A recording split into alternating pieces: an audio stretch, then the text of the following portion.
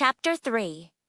The serious one. The rain fell hard that evening. Seoul's streets glittering with reflections of neon lights and headlights bouncing off puddles. The city never truly slept, but the downpour slowed its rhythm. Inside Farah PC zone, the air was warmer, the low hum of computers a steady backdrop against the storm outside. Farah sat at the counter, watching droplets race down the glass door when the bell chimed faintly. A young man stepped inside, shaking off his wet umbrella. His clothes were plain faded jeans, a gray hoodie damp at the shoulders, sneakers with worn soles. His dark hair clung to his forehead, and his serious eyes scanned the room like he was measuring its worth before stepping further in. Farah straightened.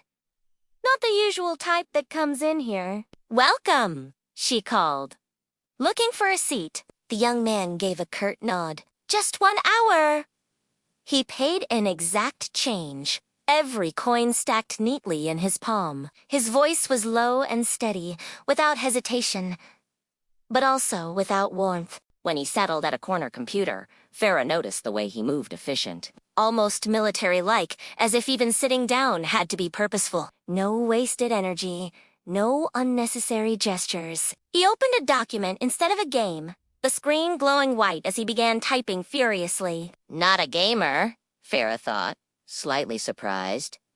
So what's he doing here? After about 40 minutes, the man paused, rubbing his temples. His face looked worn, the kind of exhaustion that didn't come from lack of sleep alone. When his session ended, he approached the counter again. "Thanks," he said simply, sliding the card back. Farah smiled. "No problem." "Studying. Job applications," he replied flatly. "Part-time. Full-time anything I can get." Farah blinked, caught off guard by his bluntness. Ah, tough market these days.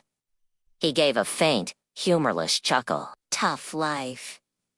The way he said it wasn't bitter, just matter-of-fact, like someone who had accepted hardship as his constant companion. Farah tilted her head. "What's your name?" "Min Sun-ho."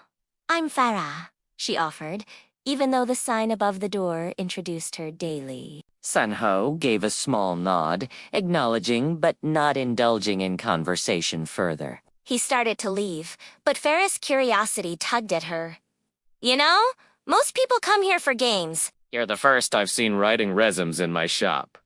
He paused at the door. For a moment, the storm outside flashed across his sharp profile, making him look older than he was. "I don't have a computer at home," he admitted quietly. "This is cheaper than buying one."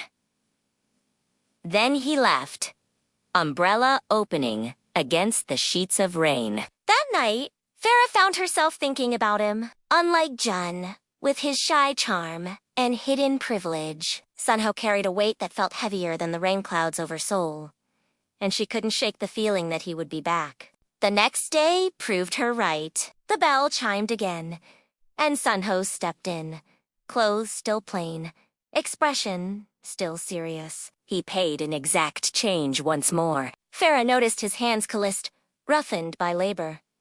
"Welcome back," she said softly. This time, he looked at her properly, just for a moment. His eyes, dark and steady, carried a kind of quiet respect. "Your shop. It's quiet. I like that." Farah smiled. "Glad to be of service." For the rest of the evening, she watched him type away disciplined, determined, almost as though every word on that resume carried the weight of his survival. And little did she know, Min Sun-ho's struggle would soon draw him closer to her world and into the growing circle of friendships she hadn't realized she was building.